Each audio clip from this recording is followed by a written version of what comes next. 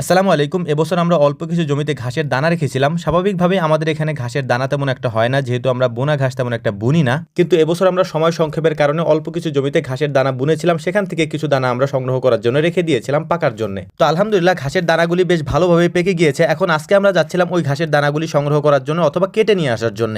এই দানাগুলি আমরা একদিন আগেই কেটে নিয়ে আসতাম, তবে আমরা একদিন আগে এসেছিলাম কিন্তু আমাদের অ্যাক্সিডেন্ট হওয়ার কারণে আমরা আর ওই দিন আসতে পারি নাই। তাই পরের দিন এই দানাগুলি সংগ্রহ করতে আমরা এসেছি, কারণ আজকেই আমাদেরকে এই দানাগুলি কেটে নিয়ে যেতে হবে। এর কারণ হচ্ছে বাবুই পাখিতে এই দানাগুলি খেয়ে ফেলতেছে। আপনারা দেখতেই পাচ্ছেন যে এখানে যে দানাগুলি হয়েছে, এখান থেকে আমাদের অনেক বেশি দানা পাওয়ার আমরা আশা করেছিলাম, কিন্তু সেটা হয়তো আমরা পাবো না, কারণ এখান থেকে প্রায় 3 ভাগের 2 ভাগ দানাই বাবুই পাখিতে খেয়ে ফেলেছে। যদিও অনেকে আমাদেরকে পরামর্শ দিয়েছিলেন যে এইটাকে পুরোটা ঘিরে দেওয়ার জন্য নেট দিয়ে বা জাল দিয়ে এই দানাগুলি সংগ্রহ করার জন্য বা দানাগুলিকে ভালো রাখার জন্য, যাতে করে পাখিতে এই দানাগুলি না খায়, কিন্তু সে কাজ আমরা করি নাই। পাখিতে যেগুলি খাবে, তারপরে যেগুলি থাকবে ওইগুলি আমরা নিয়ে যাওয়ার চেষ্টা করবো ইনশাআল্লাহ। তো সেগুলিকে আমরা আজকে নিয়ে যাওয়ার চেষ্টা করব, যদিও আমাদের একটু লস হবে, তারপরেও পাখিকে মানে এভাবে জাল দিয়ে আটকে তারপর পাখিগুলিকে মারার পক্ষে আমরা না, যেহেতু আমরা পশুপ্রেমী মানুষ, এ কারণে এই কাজ আমাদের দ্বারা হবে না ইনশাআল্লাহ। তবে দানাগুলি কাটার সময় আমরা একটা জিনিস লক্ষ্য করলাম, সেটা হচ্ছে যে বাবুই পাখিতে এটার আসলে আমরা বলেছিলাম 2/3 খেয়ে ফেলেছে হয়তো, কিন্তু দেখলাম যে এখানে অল্প কিছু দানা অবশিষ্ট আছে, কয়েকটার মধ্যে অল্প কিছু দানা হতে পারে, আর বাকিটা সবই বাবুই পাখিতে খেয়ে ফেলেছে। যদি আমরা এর আগে একটু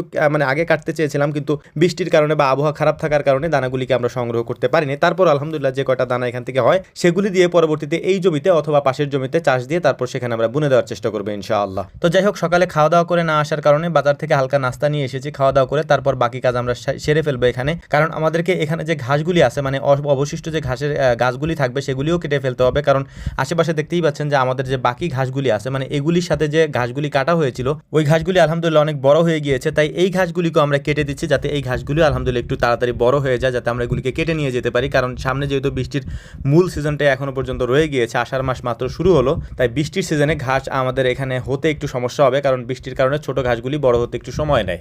তো আলহামদুলিল্লাহ দানাগুলি আমরা আগে কেটে ফেলেছি, তারপর এগুলিকে বস্তাবন্দি করে বাকি যে ঘাসগুলি এখানে আছে সেই ঘাসগুলি আমরা নিয়ে যাব। যদি এগুলো গুরুত্ব খাবে কিনা আমরা জানি না, তবে নিয়ে ট্রাই করে দেখবো, যদি খায় তো খেলো, আর না খেলে এগুলিকে আমাদেরকে ফেলে দিতে হবে, কারণ এই ঘাস হয়তো আমরা খাওয়াইতে পারবো না। আমাদের এখানে পর্যাপ্ত পরিমাণে কাঁচা ঘাস এখন আছে, তো আমরা সেইগুলি